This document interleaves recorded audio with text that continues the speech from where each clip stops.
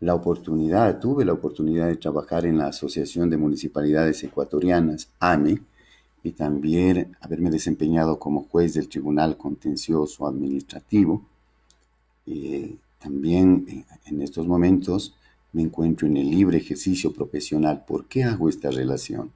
En la AME desarrollamos varias teorías sobre el tema de la expropiación con ejemplos teóricos y prácticos.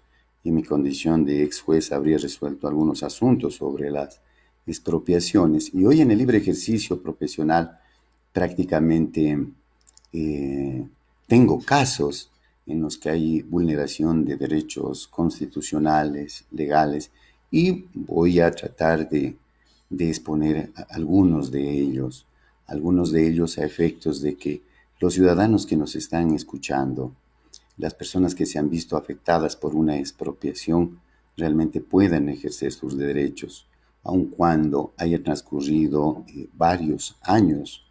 Y precisamente uno de los objetivos míos es de que eh, primero los particulares afectados por un proceso de expropiación o confiscación, que vamos a dar la diferencia entre el concepto de expropiación y confiscación, podamos lograr acciones administrativas y judiciales a efectos de que se logre el pago de una justa indemnización. Hoy le llamamos justo precio, pero haremos notar la diferencia que existe en un proceso expropiatorio normal, regular, con fines de utilidad pública o interés general, y una confiscación arbitraria y abusiva por parte del Estado. Entonces, arrancamos con la conferencia, con este conversatorio interesante que vamos a tener. Ya nos indican de que más de 100 personas nos siguen en Facebook y yo en lo personal me siento muy contento de que este primer conversatorio sobre expropiaciones en el sector público haya tenido la acogida eh, de todos nuestros amigos y amigas que nos siguen, y en especial a los estudiantes. Pues este conversatorio va dirigido a los estudiantes, a los profesionales, pero también a los ciudadanos y ciudadanas que están interesados en ver por qué les expropiaron y no les pagaron. ¿Por qué se produce una expropiación cuando no existe la voluntad de vender su propiedad? ¿Por qué se siente afectada la propiedad de manera total o parcial?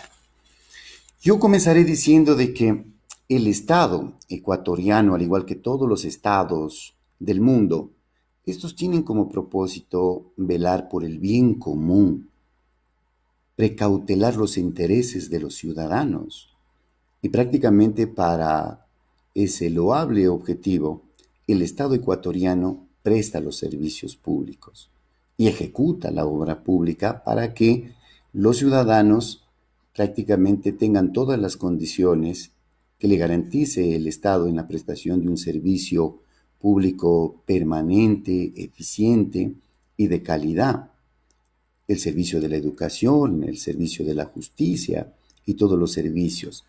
El tema de la expropiación no es un tema nuevo, no es un tema nuevo. Yo realmente me quedo asombrado cuando pese a que han transcurrido muchos años, muchos siglos y muchas décadas, aún el tema de la expropiación sigue siendo una arbitrariedad en la que se violenta el debido proceso, no se ha cumplido con la seguridad jurídica, con el derecho a la defensa y no se ha respetado el derecho a la propiedad y se vuelve extremadamente interesante desde el punto de vista jurídico, pero también es angustiante para el afectado de una expropiación, aquella persona que se es despojada de su inmueble y prácticamente no ha podido sustituir su propiedad porque la municipalidad o las instituciones públicas que tienen que ver o que son los expropiantes o sujetos activos de la expropiación prácticamente no habrían pagado el justo precio ni la indemnización pertinente.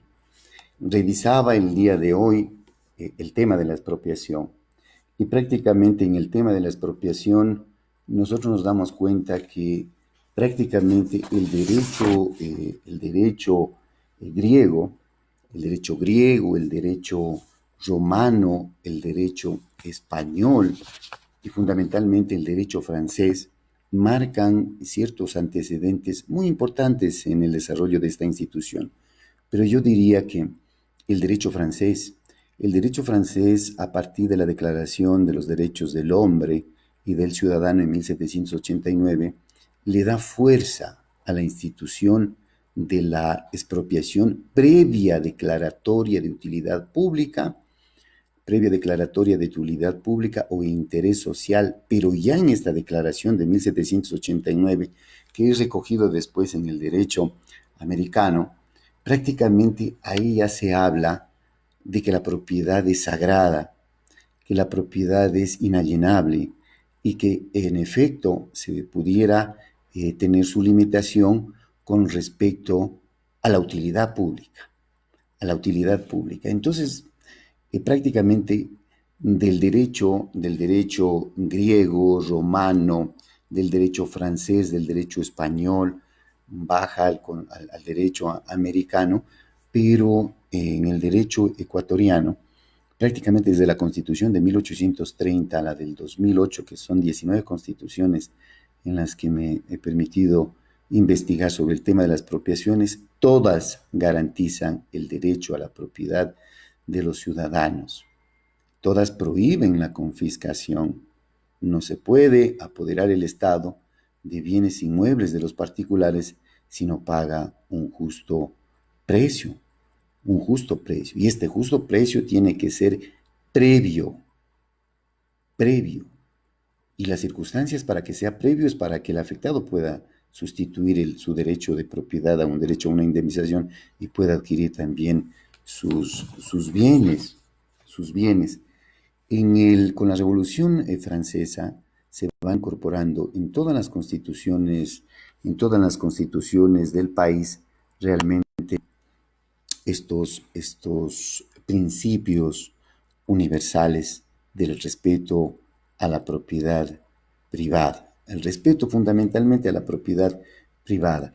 Y en el Ecuador, todas las constituciones desde 1830 a la 2008, todas en forma literal, hablan de esa garantía al derecho a la propiedad, que solamente se vería afectada por efectos de la utilidad pública o el interés social.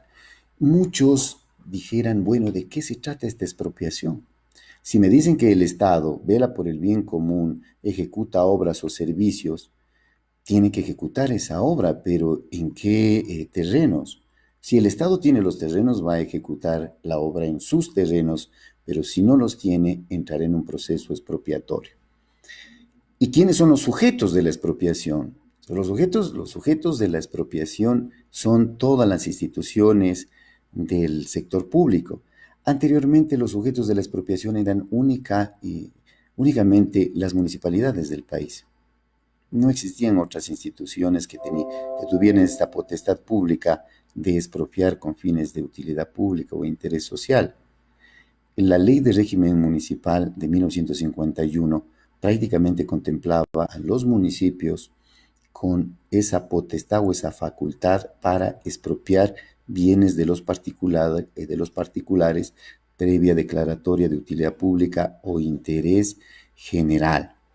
Ahora, los consejos provinciales, las municipalidades, para ejecutar la obra, si el municipio quiere hacer un parque, para efectos de parques, plazas, calles, avenidas, para la construcción del mercado, para la construcción en este caso, el Ministerio de Salud, hospitales, para la construcción de hospitales, el Ministerio de Obras Públicas, para la construcción de vías, el Ministerio de Transporte también para todo el tema de las ampliaciones de los caminos y de la red vial.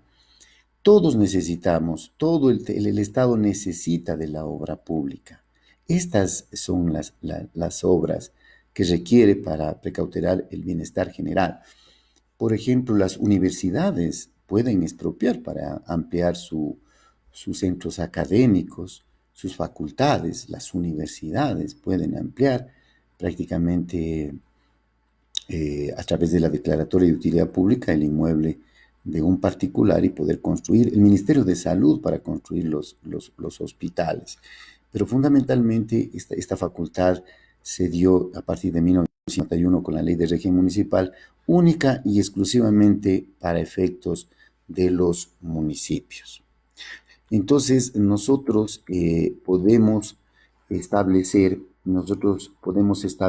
que los sujetos de la expropiación, ahora sí, luego, es interesante la evolución histórica de la expropiación. Nos hemos dado un giro con respecto desde el derecho griego hasta el derecho americano, la Revolución Francesa, pero hoy también veamos cuáles fueron sujetos en principio de esta potestad, los municipios. Los municipios. Luego, ¿quiénes fueron? Fueron determinadas instituciones como el Consejo Provincial las que podían expropiar y ciertos organismos que ya en la ley de licitaciones prácticamente se van estableciendo qué instituciones pueden ir siendo sujetos de expropiación. Luego viene la ley de contratación pública y posteriormente la ley orgánica del Sistema Nacional de Contratación Pública, donde dice el sector público es el sujeto de la expropiación. Y entonces tenemos que hacer una pregunta, ¿y quiénes integran el sector público? Integran el sector público la función ejecutiva, la función legislativa, la función judicial, la función electoral, la función de transparencia y de control social. En la función ejecutiva encontramos todos los ministerios en los que pueden emprender procesos expropiatorios. La Asamblea Nacional también puede expropiar, la función electoral igual. En las provincias, si quiere establecer o ampliar sus oficinas, puede hacerlo. Las entidades que integran el régimen autónomo descentralizado, como el caso actualmente de los gobiernos autónomos descentralizados provinciales, cantonales y las juntas parroquiales. Estas últimas, las juntas parroquiales, no pueden expropiar de manera directa, pero pueden solicitarle al alcalde que declare de utilidad pública el inmueble que necesitan en su territorio parroquial. Las entidades que integran el régimen autónomo descentralizado son las entidades autónomas descentralizadas. Hay otras creadas por ley y hay otras creadas por acto administrativo.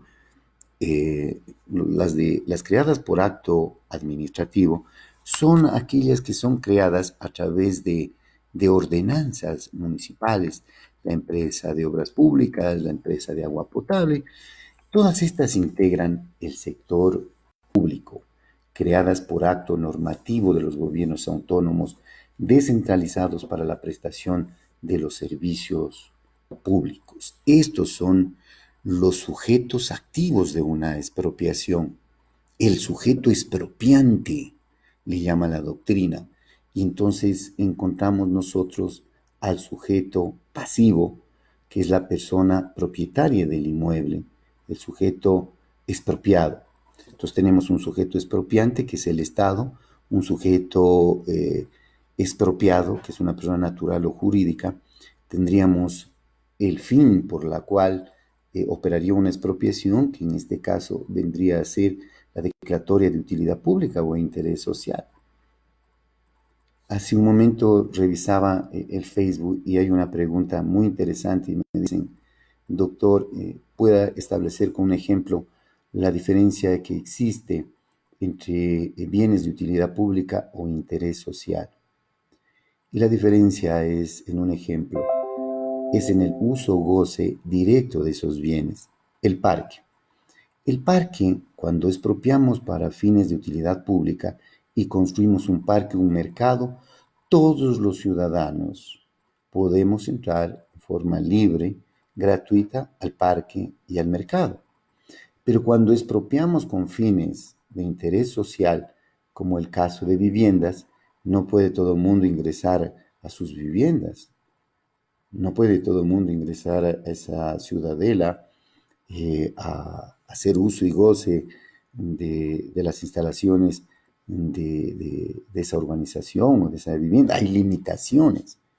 Pero entonces, cuando declaramos un bien de utilidad pública, hay un acceso directo y gratuito de toda la comunidad. Y cuando expropiamos para efectos de vivienda o interés social, prácticamente es limitada la participación porque el beneficio es para ese grupo social. Si nosotros daríamos yo diría, un concepto muy ligero sobre la expropiación para después hacer notar de que hay diferencias radicales en la confiscación, pero sustancialmente yo pudiera resumirla en una sola palabra. La expropiación, en la expropiación, el Estado, a través de sus instituciones públicas, que las acabamos de mencionar, gobiernos autónomos descentralizados, función ejecutiva, legislativa, ejecutiva, instituciones autónomas, en la expropiación se indemniza por su propiedad. En la confiscación no. Entonces, alguien me va a decir, a ver, explíqueme cómo es este tema. En la expropiación, en el caso muy puntual de un municipio, el municipio tiene que contar con los recursos económicos para entrar a declarar previamente de utilidad pública o de interés general una propiedad que va a ser destinada a la ejecución de una obra. Cierto, pero tiene que tener no solamente el proyecto, tiene que tener la certificación de fondos, la partida presupuestaria, la disponibilidad de los recursos para cancelar. Entonces tenemos proyecto, disponibilidad de fondos, tenemos que ver si esa propiedad no tiene algún gravamen, está hipotecada, embargada, y tenemos que saber a través de la unidad de avalúos y catastros de la municipalidad, bueno, el metro cuadrado, ¿cómo se registra en el catastro municipal? Y si lo tenemos en el catastro municipal, lo mínimo que tenemos que pensar es si ese catastro municipal se encuentra actualizado o no. Porque si se encuentra desactualizado el catastro municipal, a mi criterio tiene que practicarse un reavalúo de la propiedad para efectos de establecer el valor comercial real de esa propiedad. No me pueden a mí expropiar con un registro catastral totalmente desactualizado, en donde no pueda yo tener ni siquiera la posibilidad de sustituir mi bien inmueble, mi casa, mi terreno, a esa propiedad. Pero existen en la actualidad casos en los que se emprenden procesos expropiatorios y no cancelan absolutamente ningún valor por concepto del justo precio, que ya vamos a explicar el tema del justo precio. Entonces, al menos en un proceso expropiatorio se cancela una indemnización previa, una indemnización justa. En la confiscación no. En la confiscación es un despojo de la propiedad total o parcial que hace el Estado. Podría ser incluso para fines de utilidad pública o interés social. Pero el Estado no puede apropiarse de la propiedad particular. Y si el Estado no ha pagado un valor alguno respecto de ese inmueble, prácticamente a mi criterio lo que es confiscar la propiedad. Y esta institución de la confiscación prácticamente es prohibida en la Constitución, desde la Constitución de 1830. Si ustedes le revisan hasta la Constitución del 2008, en forma literal y expresa, dice, se prohíbe la confiscación en todas sus formas. Y esa es la gran diferencia. En un proceso expropiatorio se establece un justo precio y se le cancela. Y en un proceso de confiscación, el Estado se apropia de manera arbitraria, abusiva, una propiedad de un particular, violentando todas las normas establecidas en la Constitución que garantizan el derecho a la propiedad.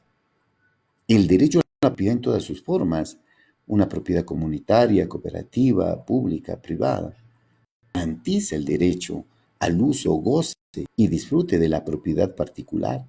Esta propiedad que se vuelve exclusiva, personal, y que está asociada como un derecho legítimo inherente al ser humano, no puede ser afectada sino por causas de utilidad pública o interés social. Pero bueno, me desvío para concentrarme en un concepto de expropiación muy sencillo, porque veo en el Facebook que me preguntan qué es la expropiación. La expropiación, la expropiación realmente aparece como una institución, yo diría, en el derecho municipal, en la ley de régimen municipal, como una institución mediante la cual se adquieren los bienes inmuebles. Hoy en la Ley Orgánica del Sistema Nacional de Contratación Pública, en el artículo 58 es adquisición de bienes inmuebles, pero bueno, ventajosamente ya se incorpora a través de un proceso expropiatorio, porque en todas las leyes de contratación pública, desde la licitación a la ley orgánica a la ley orgánica de contratación pública, se hablaba de las formas de adquirir los bienes inmuebles, pero no se hablaba de un proceso expropiatorio. Cómo el Estado adquiere bienes inmuebles de los particulares es a través de un proceso de expropiación, así literalmente. Yo parto en lo personal de que debería existir en el país una ley de expropiaciones. Una ley de expropiaciones porque miro yo al preparar esta charla que existen antinomias entre las normas del COTAD, versus a la Ley Orgánica del Sistema Nacional de Contratación Pública, y hay contradicciones entre la Ley de Contratación Pública y las del COGED, y prácticamente el COA, que viene realmente a entorpecer, a mi criterio, la interposición de los recursos. Eso lo voy a sostener, y prácticamente violenta el derecho a la defensa. No existen las garantías para formular las reclamaciones, tanto en la vía administrativa como en la vía judicial. Aquella persona que con sacrificio adquiere un inmueble o que hereda un inmueble, realmente veo yo de que en nuestra legislación hay un retroceso de los derechos, porque finalmente es demostrar que en la vía administrativa quien es sujeto de una declaratoria de utilidad pública o interés social no puede reclamar la declaratoria, la resolución, ese acto administrativo que se expresa en una resolución que declara la utilidad pública o interés social. Pero yo me pregunto, ¿por qué no puede impugnar? ¿Por qué no puede contradecir ese acto administrativo que expide el alcalde? Hoy el alcalde, anteriormente al COTAD, la ley de régimen municipal, se establecía que era una facultad del Consejo Municipal. Hoy en el COTAD, en la ley de contratación pública, es la máxima autoridad administrativa de la institución, la de que declara de utilidad pública. Entonces, vamos a sostener de que los recursos administrativos realmente son inexistentes. No existen recursos administrativos, así, literalmente, porque les adelanto, de la resolución que declara de utilidad pública el inmueble de un particular por parte del alcalde, ¿a dónde interponemos un recurso administrativo? Si el recurso de reconsideración o de reposición ha sido eliminado del COA. Entonces el alcalde que expide una resolución prácticamente no puede reconsiderarla, o la podrá reconsiderar precautelando la tutela administrativa, pero en la mayoría el ciudadano lo único que le queda es la vía judicial, pero una vía judicial para reclamar no la nulidad o ilegalidad de la resolución que declara la utilidad pública, sino la posibilidad de reclamar en la vía judicial el justo precio. Pero vamos a poner el ejemplo. Si expide el municipio una declaratoria de utilidad pública de un inmueble de un particular para la construcción de un mercado o para la construcción de un parque, pero a 50 metros de influencia de esa zona que se va a expropiar, existen 3 mercados. La declaratoria de utilidad pública de ese inmueble no tiene racionalidad, no tiene lógica. porque va a ser una obra en donde prácticamente va a haber un desperdicio de recursos públicos, porque no representa una utilidad pública, porque existen obras, porque existen ya, yo diría, obras de la misma naturaleza que se encuentran ahí, que se encuentran ahí. Entonces, yo creería que bajo la disposición del artículo 173 de la Constitución de la República del Ecuador, que establece que todos los actos son impugnables, la declaratoria de utilidad pública o de interés social es el primer acto importante en un proceso expropiatorio, porque la declaratoria de utilidad pública es el fundamento de la expropiación.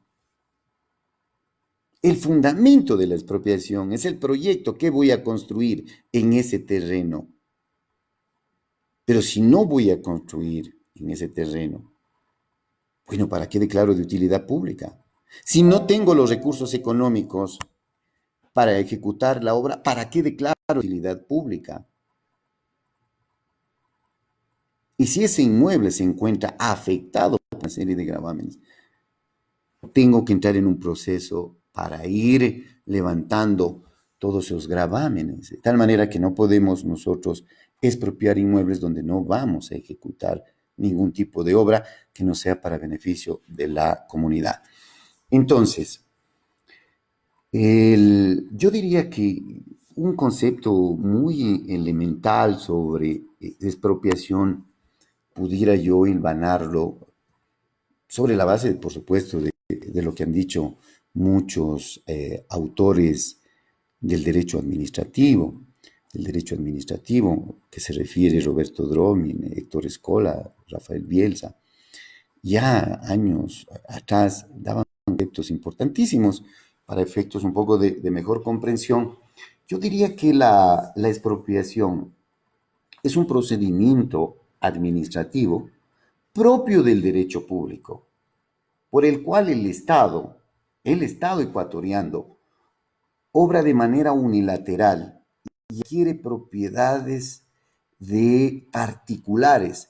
Particulares estas personas naturales o jurídicas que se ven afectadas con una resolución de declaratoria de utilidad pública.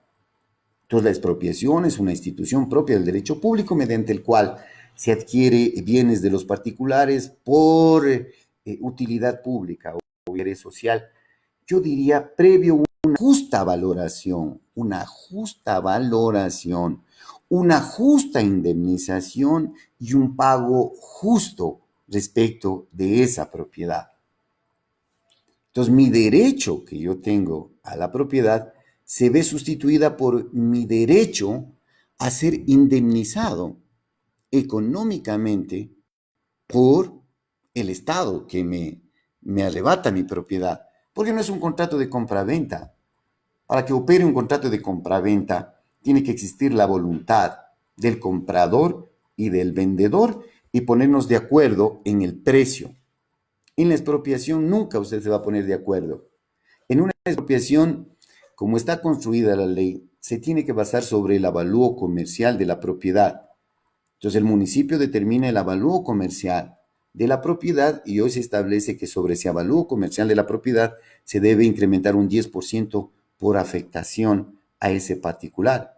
Pero ¿qué pasa si nos encontramos nosotros con un catastro totalmente desactualizado? Un catastro que en vez de constituirse en una herramienta técnica, se ha construido en una herramienta, se ha convertido en una herramienta política. Entonces, ningún alcalde quiere actualizar los catastros porque el catastro implica el pago del impuesto predial urbano y si yo incremento el valor comercial real actual de esa propiedad, el impuesto predial sube. Y como sube, prácticamente existiría un golpe político para esa autoridad. Entonces encontramos en el país, con honradas excepciones, en los municipios catastros comerciales. Pero yo sostengo que en un proceso expiatorio, si tenemos catastros desactualizados y vamos a emprender un proceso de expropiación, lo único que tienen que hacer es lo más lógico, hacer una ficha de reavalúo de esa propiedad. De esa propiedad. Entonces, si el catastro arroja que mi propiedad vale $10,000, pero mi propiedad en ese sector y en las propiedades colindantes tiene un valor comercial real actual de $60,000, tiene que hacerse una ficha catastral para que se practique un reavalúo, tendiendo a establecer el justo precio de la propiedad que se va a expropiar. Entonces hay un grave problema entre los jefes de avalúos y catastros de todos los municipios. Yo hace años era instructor de ellos y sosteníamos de que no, es que la ley habla del valor catastral, la ley habla de lo que está, del catastro, del año y del pago del impuesto. Sí, pero encontramos, yo diría, catastros totalmente desactualizados. Entonces yo les hago una pregunta a todos nuestros amigos municipalistas que nos están viendo, observando y analizando esta conferencia. ¿A usted le gustaría, en el ejemplo que yo puse, que le expropien su casa, que le pague el municipio $10,000 cuando su casa vale 50 o 60,000? La respuesta sin duda es no. Pero entonces, ¿por qué quiere aplicar usted un valor irrisorio en una indemnización que no deja de ser unilateral por parte del Estado?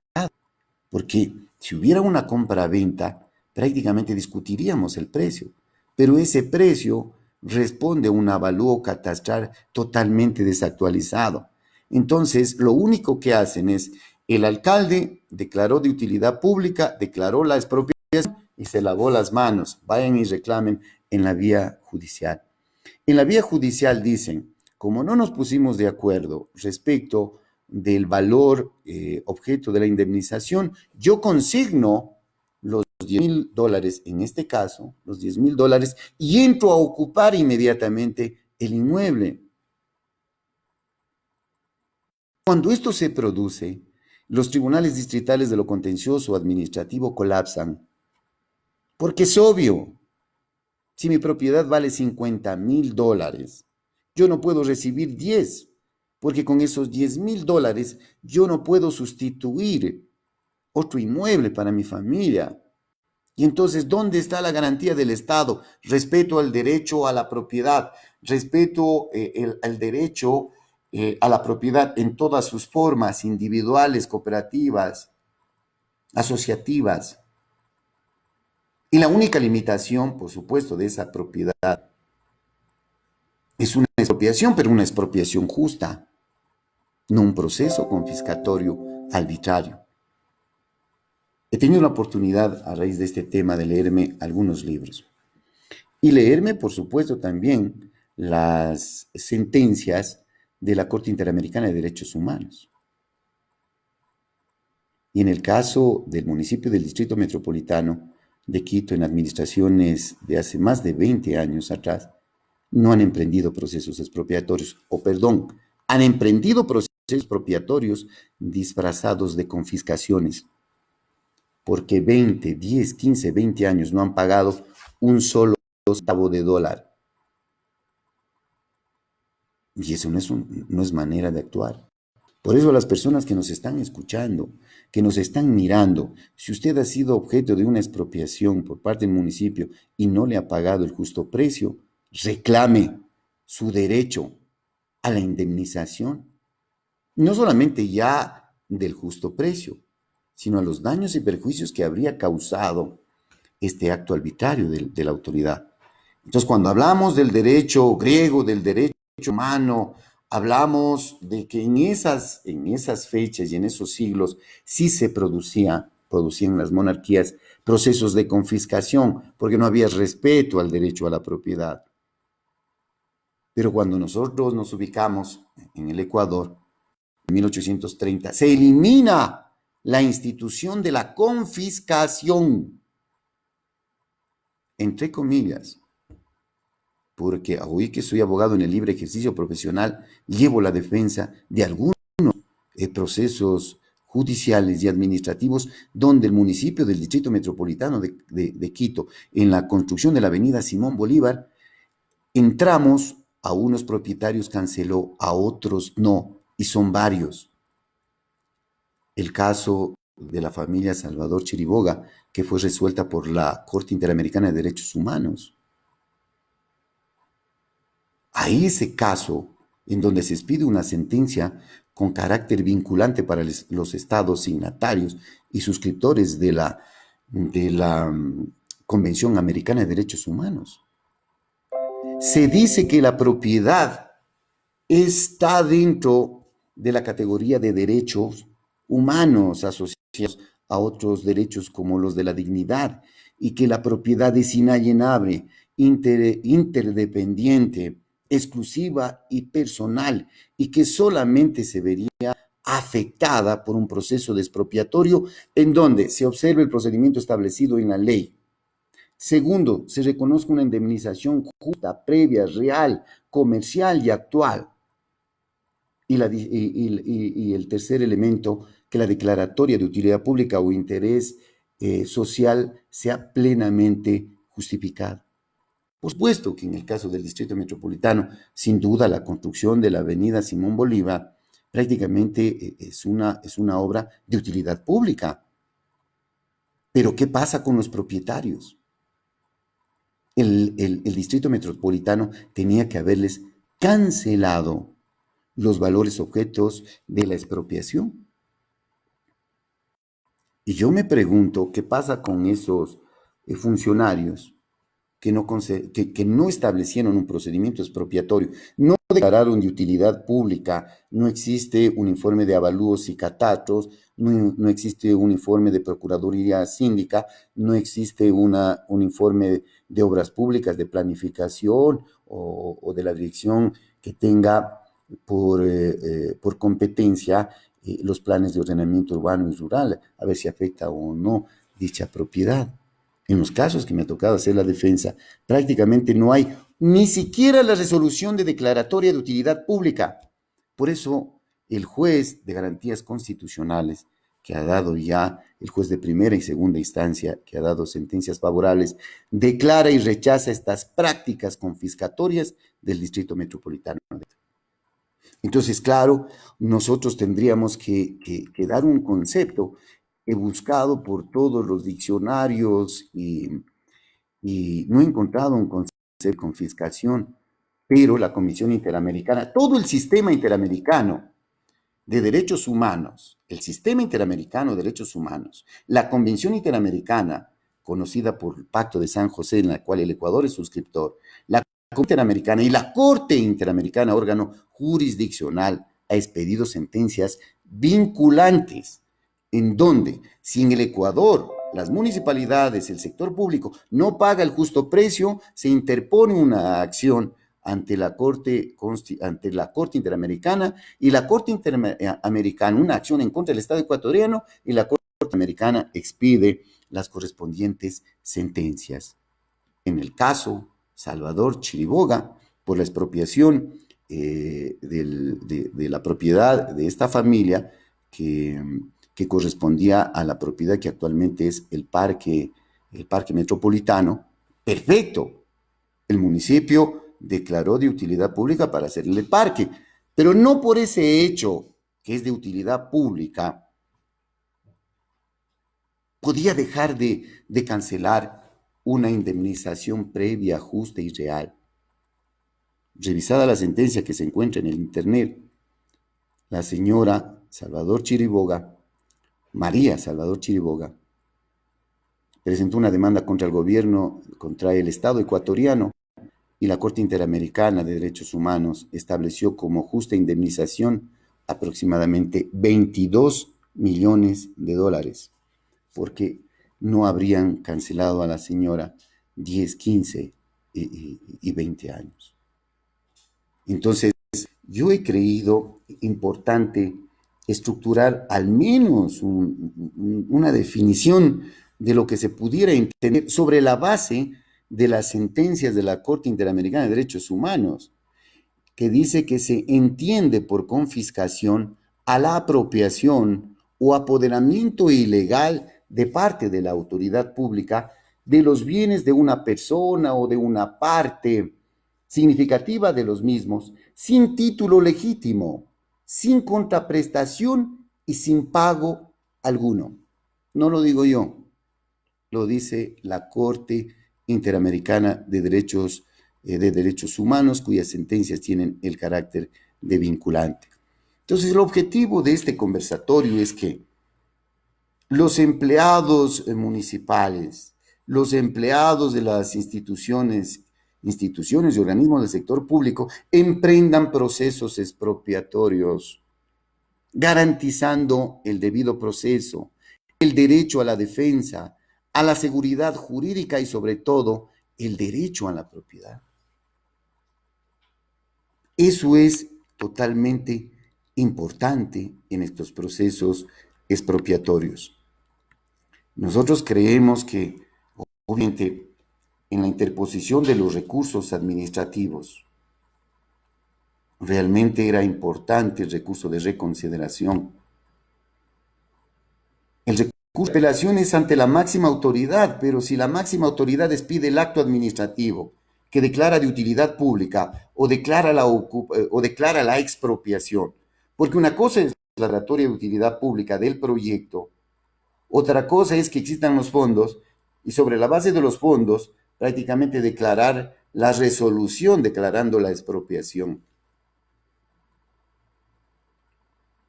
No hay recursos administrativos. Ahora los recursos judiciales. Los recursos judiciales. Se puede impugnar la resolución de declaratoria de utilidad pública o interés social, como está en la Ley Orgánica del Sistema Nacional de Contratación Pública. Resultaría imposible, porque la Ley Orgánica del Sistema Nacional de Contratación Pública dice que exclusivamente se podrá impugnar respecto del valor o precio de la expropiación, contrariando el derecho a impugnar, contrariando el derecho de petición, consagrado en el artículo 63, numeral 23, y sobre todo el artículo 173, cuando se establece que todos los actos administrativos expedidos por las instituciones o organismos del sector público son susceptibles de impugnación. Entonces, ¿qué nos queda? ¿Qué nos queda? Y si en ese marco nosotros decimos que el Estado garantiza el derecho a la propiedad, ya resulta muy cuestionado. Muy cuestionado.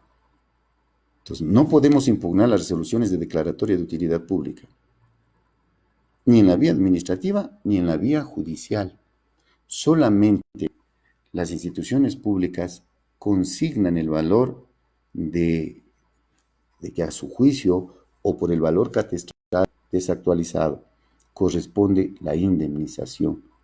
Entonces yo decía hace un momento que los tribunales distritales de lo contencioso administrativo van colapsando, porque todos sin duda, los ciudadanos afectados tendrán que impugnar el valor real. Entonces el juez tiene que nombrar un perito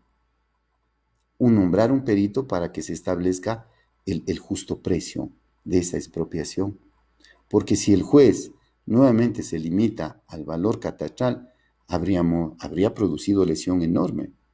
Habría producido lesión enorme en una propiedad donde el perito establece que esa propiedad tiene un valor comercial real actual de 60.000 en el ejemplo que le estamos poniendo, y el juez ordena el pago del valor catastral, adicionalmente descontando todos los impuestos habidos y por haber.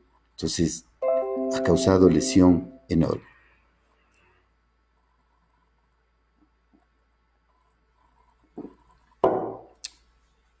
Este es el tema de la expropiación, sin duda un tema apasionante.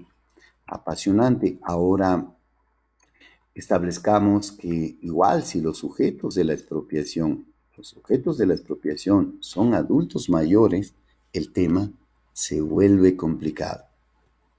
Por eso es que yo sostengo que la declaratoria de utilidad pública tiene que ser sujeta a la interposición de los recursos administrativos y de acciones judiciales, anteriormente llamados recursos. En las acciones judiciales, un recurso subjetivo de plena jurisdicción por vulneración de derechos subjetivos. No podemos expropiarles a personas de la tercera edad de 70, 80 y 90 años, en donde toda su vida habrían logrado constituir su vivienda y hoy expropiados con un valor irrisorio fijado en un catastro municipal. El hecho de que él tenga la propiedad, sí es cierto, la propiedad privada debe estar subordinada al interés público, sí, eso es cierto. Eso es cierto, caso contrario, el Estado no hubiera podido ejecutar, pero los casos tienen que ser analizados individualmente. Usted no le puede expropiar a una persona de 80 años y dejarla en la calle, a pretexto de que va a construir ahí el mercado, la plaza o el patronato municipal. Entonces yo creería de que ahí se tiene que dar prioridad a las disposiciones constitucionales que prevén las garantías para los adultos mayores y la preferencia en la aplicación de derechos para ellos. Cierto, en la Constitución se establece que podrán ser declarados de expropiación bienes previo una justa indemnización, un justo pago, un justo precio. Eso lo dice la Constitución, pero se tiene que respetar sin duda el derecho a la propiedad. El derecho a la propiedad y también, yo diría, a los tratados y convenios internacionales conforme al artículo 417 de la Constitución, donde dice que se aplicarán los principios donde se establezcan favoritismos bajo el principio pro homini, pro ser humano. Y tenemos nosotros, gracias al acceso del Internet, todas las sentencias de la Comisión Interamericana de Derechos Humanos, donde se ha establecido que el derecho a la propiedad es un derecho a la dignidad, es un derecho del ser humano que no se puede ver afectada por una declaratoria de utilidad pública si no se paga el justo precio. Entonces, todas esas sentencias que tienen el carácter de vinculante, prácticamente el Estado ecuatoriano tiene que observarlas. Tiene que observarlas. Ahora, por supuesto, en la Convención Americana de Derechos, en la Convención Americana de Derechos Humanos, se establece con claridad en el artículo 21, en el numeral 1 y 2, de que ninguna persona puede ser privado de sus bienes, excepto mediante el pago de indemnización justa, razones que son para el Estado obligatorias por efectos de utilidad pública, pero fundamentalmente en el pago de una justa remuneración. Cuando se expide esta sentencia de la Corte Interamericana de Derechos Humanos, el Ecuador lo único que tiene que hacer es cancelar porque ya prácticamente no es susceptible de recurso alguno, agotados en la vía administrativa y judicial en nuestro Estado ecuatoriano, recurridos al Sistema Interamericano de Derechos Humanos y con sentencias extremadamente favorables. Es hora de que las autoridades municipales y adicionalmente quienes administran justicia aplicar las sentencias con el carácter de vinculante expedidas por la Corte Interamericana, de Derechos Humanos.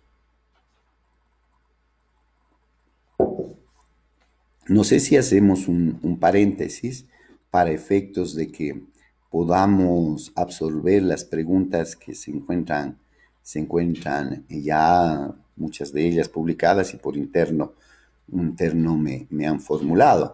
Entonces, aquí el secretario nos indica de que varias preguntas, dice, bueno, esta ya la hemos absuelto, la diferencia entre utilidad pública o interés social. Yo diría que la diferencia radica única y exclusivamente en el tema del acceso. Cuando una obra es de utilidad pública, todos entramos al parque. Cuando una obra es para una vivienda, cuidado, solamente puede entrar el propietario. Esa es la diferencia. Dice, ¿cuáles son los recursos administrativos? Voy a ser más imaginativo para no no ridiculizar el COA realmente. Porque si yo les digo que la resolución de declaratoria de utilidad pública se expedía por el alcalde, no existirían recursos. No existirían recursos nominales. No hay. Pero vamos a suponer de que el informe del jefe de avalúos y catastros es un informe que no tiene ninguna metodología para la valoración del precio. Podemos interponer un recurso de apelación ante el alcalde. Y ahí habría un recurso de apelación. Pudiéramos decir que también ante errores de hecho y de derecho, pudiéramos presentar un recurso extraordinario de revisión en la vía administrativa. Pero literalmente nos quedaría en la vía judicial. Recursos administrativos, dice en la pregunta, recursos judiciales. En los recursos judiciales, yo todavía sostengo que pudieran interponerse una acción subjetiva de plena jurisdicción, conforme al artículo 326 del COGEB, porque la declaratoria de utilidad pública lesiona derechos subjetivos al propietario, a esa persona. Yo creería que sí, aplicando la disposición del artículo 173 de la Constitución, 66 y numeral 23, sobre el derecho de petición, porque en jerarquía también, en supremacía de normas, estaría por encima la Constitución que antes las normas de la Ley de Contratación Pública o del propio COGEB. Otra pregunta dice, diferencie entre confiscación y expropiación. ¿Y qué es el reavalúo? En la confiscación, en la expropiación, una diferencia es que sigue todo un procedimiento administrativo en el que se establecen dictámenes, informes, criterios y opiniones de los órganos o direcciones de una institución pública.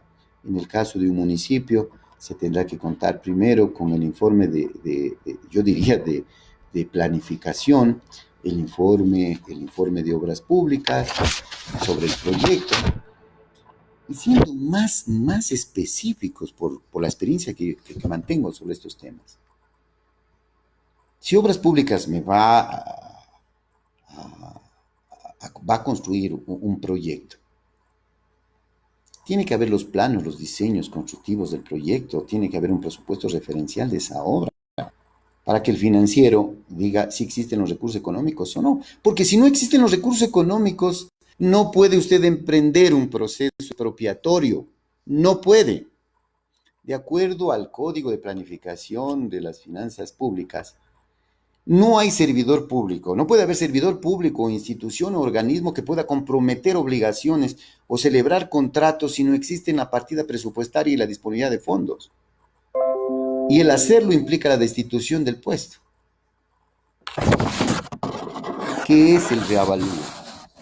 El reavalúo no es otra cosa que si yo tengo un catastro municipal desactualizado y vamos a entrar en un proceso expropiatorio, tiene que hacerse un reavalúo nuevamente, ir a visitar esa propiedad, si en esa propiedad se han construido centros comerciales, si en esa propiedad de colindante existen parques, avenidas, calles, los servicios públicos son de óptima calidad, entonces esa propiedad sube de plusvalía y sube la plusvalía. Y si hay edificaciones que le han permitido una revalorización, usted tiene que, como jefe de avalúos y catastro, hacer una ficha de reavalúo de la propiedad.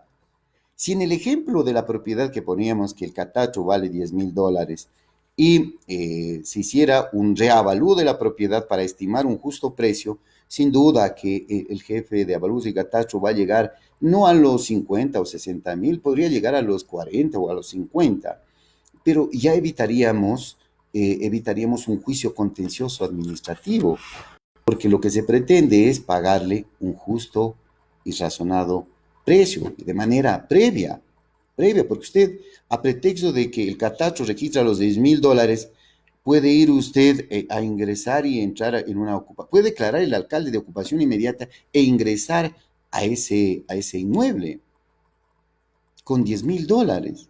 Y usted tendrá que salir de su casa e ir a arrendar una propiedad. Y ese no es el fin del Estado. Si el fin del Estado, como iniciábamos, es precautelar el bien común, ver el interés general, promover, promover los proyectos de vivienda frente al déficit habitacional, crear vivienda popular, promover los proyectos de vivienda social, legalizar los asentamientos humanos para efectos de alivianar la crisis de la vivienda. En un proceso expropiatorio, en una propiedad, en una parte urbana o en una zona de expansión urbana, entonces usted lo que tiene que hacer es pagar el justo precio. Porque caso contrario, si es que no paga usted en la vía administrativa el justo precio, irá en la vía judicial al contencioso administrativo. Y si el contencioso administrativo no paga tampoco el justo precio, se tendrá que ir a los organismos internacionales. Pero el análisis va más allá, va más allá. Si en su propiedad, usted, usted en su propiedad tenía sembríos de papas, y pongo este ejemplo porque soy del Carche y me fascinan las papas también. Si en su propiedad tenía un sembrío de papas y le expropian su finca, su hacienda, tienen que pagarle no solamente por el terreno, por las construcciones, por los sembríos, pero resulta de que el Ministerio de Agricultura, que pudiera haber sido un sujeto que les expropió, puede ser el mismo municipio, no construye la obra que tiene previsto, usted puede readquirirla esa propiedad si en 2 años no se construye la obra. Pero no solamente que le va a tener que devolver al Estado lo que le pagó, sino que tiene que reclamar los daños y perjuicios. Y cuando hablamos los daños y perjuicios, hablamos del daño emergente y lucro cesante, es decir, lo que dejó de ganar y lo que podría haber ganado con la utilidad de esa siembra. Veamos otra pregunta que nuestro secretario nos ha pasado.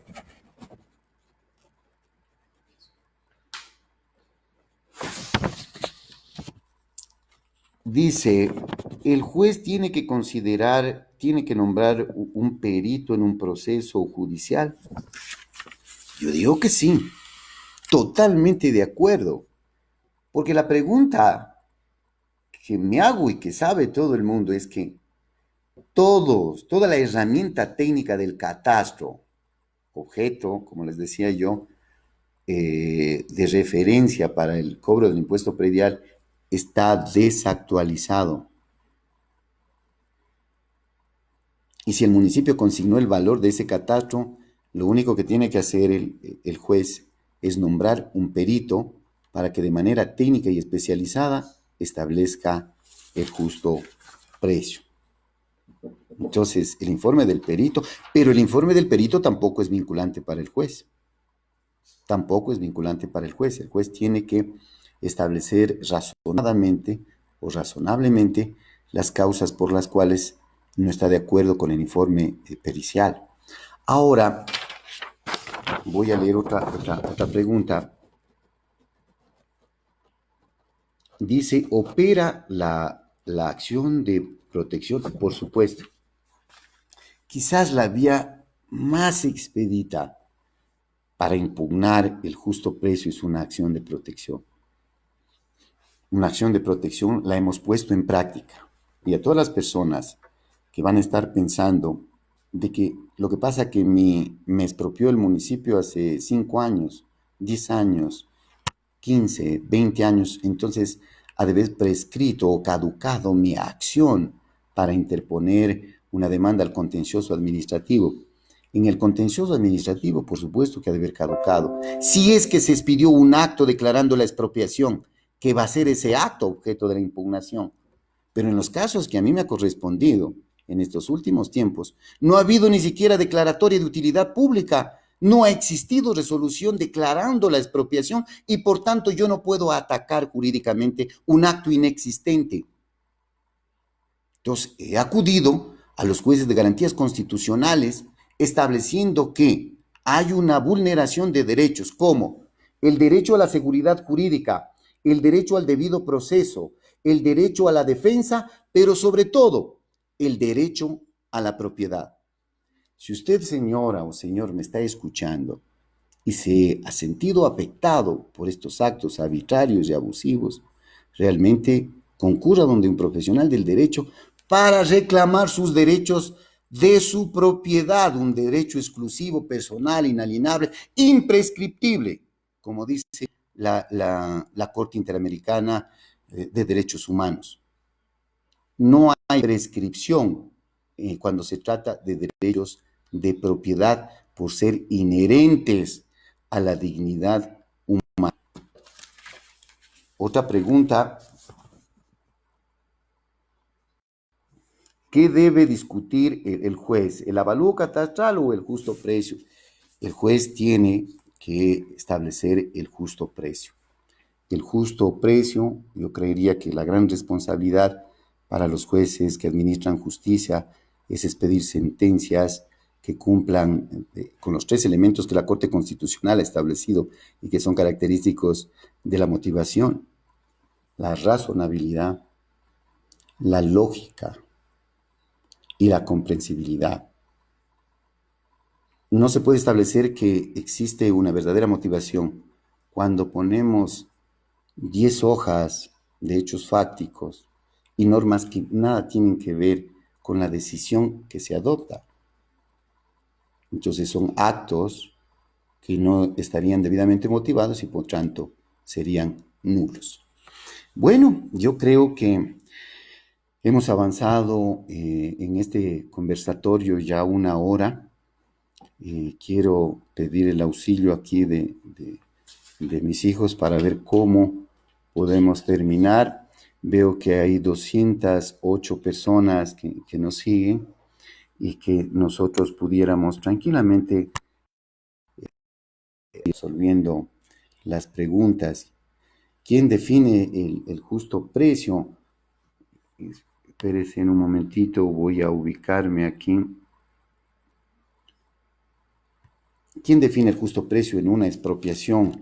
Estoy mirando aquí en el Facebook. Marcelo Castro nos define, nos hace una pregunta, dice: ¿quién es el justo precio? Entonces el justo precio realmente en la vía judicial el juez, pero en la vía administrativa lo define es el alcalde a través de la declaratoria de expropiación, y cuando aprueba la expropiación que tiene un valor, un justo precio comercial real. El artículo, dice Juan Francisco Morales, el artículo 323 prohíbe la confiscación. Es que no puede haber confiscación. La confiscación, comentaba con mis hijos, dice: papi, no le entiendo lo que es la confiscación. No le entiendo.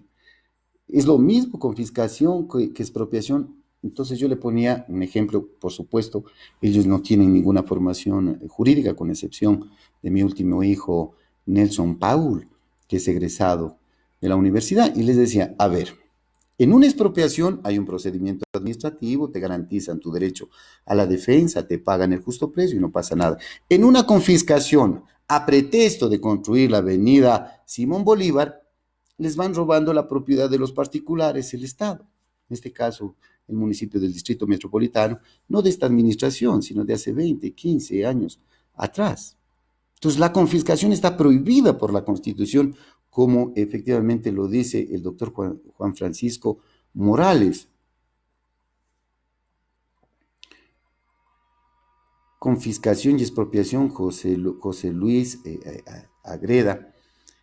Confiscación y expropiación. Entonces, la expropiación es una institución propia en los estados democráticos, mediante la cual la propiedad de un particular está por debajo de la propiedad pública. O visto de otra manera, los derechos, los intereses generales están por encima de los intereses particulares. Pero cuando se trata prácticamente de ejecutar la obra pública, de ejecutar. Los municipios no pudieran haber logrado ordenar las ciudades, embellecer las ciudades, si no existiera esta figura de la expropiación. Los colindantes de las propiedades no pudieran haber ingresado si no hubiera también, no hubieran caminos, no hubieran vías, no hubieran urbanizaciones si no hubieran la figura de la expropiación. Lo que sí cuestionamos es que a pretexto de expropiar no paguen el justo precio. que a pretexto de expropiar perjudiquen y vulneren el derecho a la propiedad, ahí cambia. Bueno, yo quiero agradecerles a todos los amigos y amigas que nos están escuchando. No sé si es que veo aquí un detalle de preguntas, unas repetidas, pero no sé dónde le localizo las otras preguntas restantes para dar por terminado este conversatorio. Le veo aquí un detalle de preguntas, pero más abajo no sé cómo le bajo para poderles contestar a todos nuestros amigos y amigas que nos han eh, acompañado en este conversatorio interesante. Tuve la oportunidad de trabajar en la AME hace aproximadamente yo diría unos 20 años atrás, donde escribí mi primer libro sobre las expropiaciones, y hoy ya en el libre ejercicio profesional prácticamente me veo abocado a estudiar nuevamente el tema de las expropiaciones vinculadas con la Constitución, vinculadas con el COTAD, la expropiación desde la Ley Orgánica del Sistema Nacional de Contratación Pública y la expropiación desde el COA, que nos hemos referido de manera brevemente. Aquí están algunas preguntas. Dice, Marcelo Chicaiza, cuando el bien a expropiarse es de propiedad del ejecutivo de un GAD, ¿cómo se procede para la venta por expropiación, siendo la máxima autoridad a quien se le expropia? Gracias. El problema que encontramos ahora en la Ley Orgánica del Sistema Nacional de Contratación Pública, que dice que las máximas autoridades son las que tienen que ver, las máximas autoridades administrativas o representantes legales son las máximas autoridades. Y entonces, en tratándose de los municipios y consejos provinciales, es el alcalde y el prefecto. Entonces, yo en lo personal no estoy de acuerdo. Yo no estoy de acuerdo que toda esa competencia se haya centrado en una sola autoridad, cuando desde 1951 hasta acá se resolvía a través del Consejo Municipal. ¿Cómo una sola autoridad puede afectar todo un ordenamiento público en una decisión personal, unilateral? Pero claro, por supuesto, el COTAD también dice que aprobará las declaratorias de utilidad pública el alcalde y de interés social el alcalde, pero el consejo las conocerá, que es muy diferente conocer a aprobar. Entonces, si ya le dejaron esa potestad al alcalde, ya no tenía para qué ingresar al consejo municipal. Pero en lo personal yo creería de que esta facultad debió mantenerse en el consejo municipal.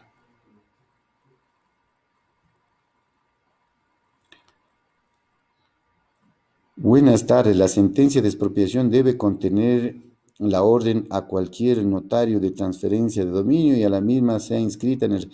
Bueno, cuando se inicia un proceso expropiatorio, una vez que se declara de utilidad pública un derecho social, se ordena la inscripción en el registro de la propiedad para que ya se margine, para que el registrador de la propiedad margine y ya no se puedan efectuar las compraventas, sino por el contrario, en la primera resolución. Por eso es que yo sí sostengo que la declaratoria de utilidad pública o interés social, que es mediante una resolución, tiene que ser impugnada por la afectación que produce esa resolución.